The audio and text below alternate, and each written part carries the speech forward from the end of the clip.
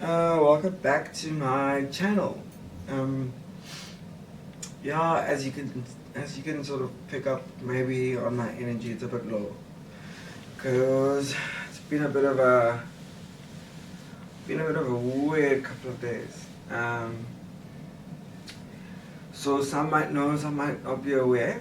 So I'm in Cape Town at the moment. I'm here for the World Economic Forum on Africa. Great privilege afforded to me because I'm part of the Global Shapers. I'm part of the Durban Hub. So I got selected as one of the 60 shapers in Africa who's able to come and attend, right?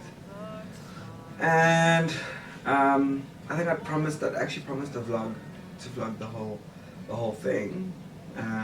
Extremely excited to sort of like show what's possible for relatively young people. I know some people think 28 is old, but in the context of where I am, I'm a young person. So yeah, I mean, I was very, very excited to blog, show you guys another side of life, another side of me, because it's normally always just like fun and games, right, going out and whatever, but there's a more important side to life, I suppose. So that was the original intent, but obviously things have changed. Things have changed because of the mood of the country, the mood of the city I'm in as well. We've got xenophobic violence happening in Johannesburg and Pretoria, and then also there's gender-based violence, which has always been prevalent in South Africa. But the spotlight again is on it because of what happened to Wayne, which is just horrible. And then the list also came out where there's been naming and shaming on Twitter of guys that have abused, harassed, sexually abused, harassed women, raped as well. So all that happening, right? And then I think, and so I was uneasy. I've been uneasy, and then yesterday it got worse because we were having an onboarding session in the morning, and the room we were sitting in on the second floor, and had glass windows so you can see onto the road, and the entrance to the second venue of the ICC was just below. So when the protest started here, we could see the protest action, and so like deep down with me, for me particularly, as I believe I'm an activist at heart, and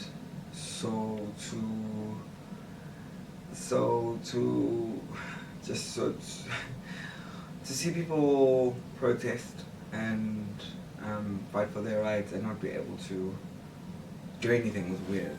It was a weird position. It was it's all strange.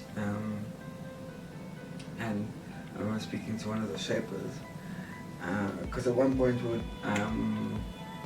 on a meet the leader session, and we were talking about the moods of society, and the protest had picked up, and so everybody's attention was drawn towards the road, and so the person was giving us a talk, was like, no, you can go see it, and then part of it felt like a bit of a spectacle, because now people had their phones out, their cameras out, to like take pictures of protesters, but I mean, a majority of the people in the room aren't from South Africa, so they don't quite understand the severity of the gender-based violence here in South Africa.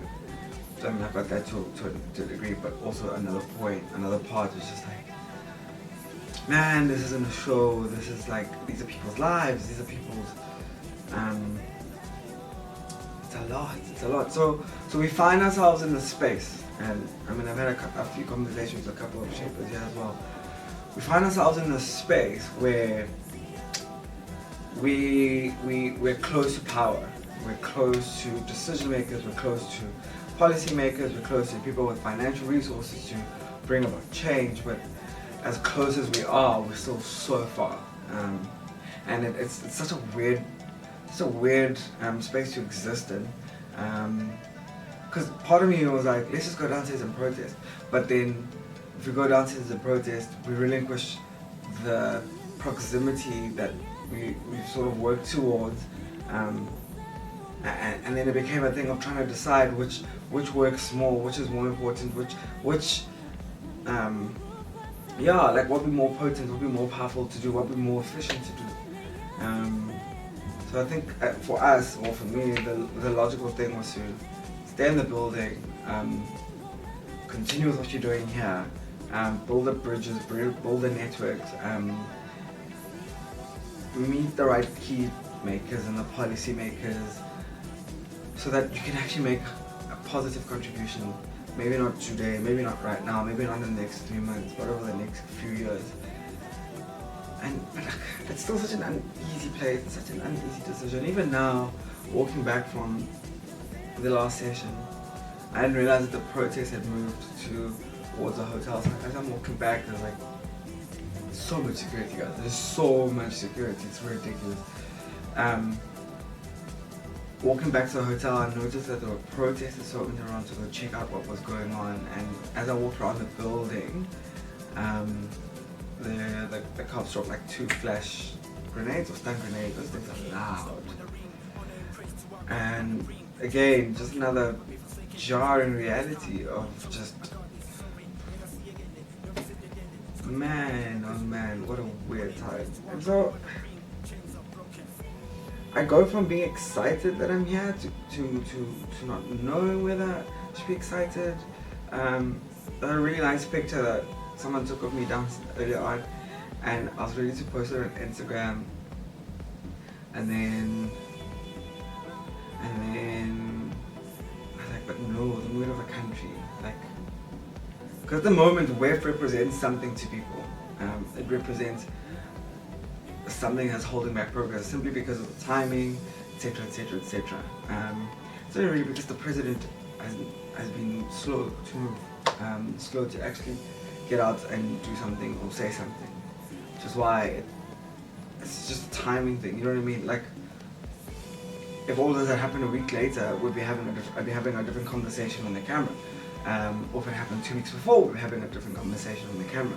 But the timing of everything is what's causing this anxiety and this angst and this uncertainty about whether to endure the moment, or what to do with it. So I'm just processing all these things. I'm processing all these thoughts, and I really hope I don't come across as being whiny or censoring myself, or what's the other thing I'm cautious about? I'm cautious about not maybe saying this so that people go like, no, it's okay, you can, it's my own process, it's my own thing to do. But part of this channel for me is to talk about these kinds of things as well, these thoughts that we go through as people. I don't know, maybe this makes it on the channel, maybe it doesn't. But I just needed to talk about it and talk about the stuff I was thinking about, and just to kind of reflect a little bit. But yeah, guys, so it is day 2. I've got an old mutual session in about 40 minutes, and then there's cocktail things later on in the evening. So I've sort of just retreated back into my room just to collect myself, and I'm introverted, so I do need time by myself, and I've been with people since 7 in the morning.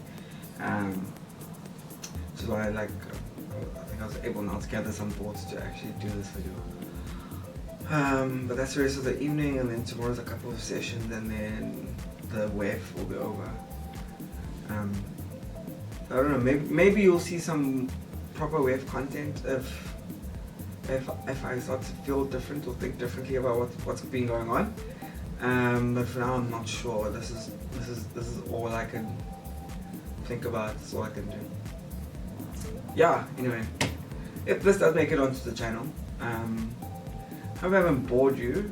And also I hope, particularly if you're a woman and you've been watching this, I hope I haven't placed a burden on you to say to me, no, it's fine, like it's okay. You know what I mean? It's not the point of the video. It wasn't the point of the video. I was just trying to express my own thoughts and my own ideas. I mean, my whatever things I'm working through regarding the situation I find myself in. If that makes sense. But yeah, so yeah, guys, thank you for watching. Thank you for walking this journey with me. It's weird, but this is life, right? Not always moments. Moments aren't always easy to define, and this one's difficult to define. Because there's moments of, hey, this is amazing, and the moments of like, what the fuck? But yeah. Anyway, cool. Thank you. Oh, that was weird, right? Thank you. Please like, please subscribe. And yeah, when I share this link, share it with your friends. Yeah. We'll get moments where videos are somber. Some videos will be exciting. But yeah, again, thank you. Thank you for tuning in.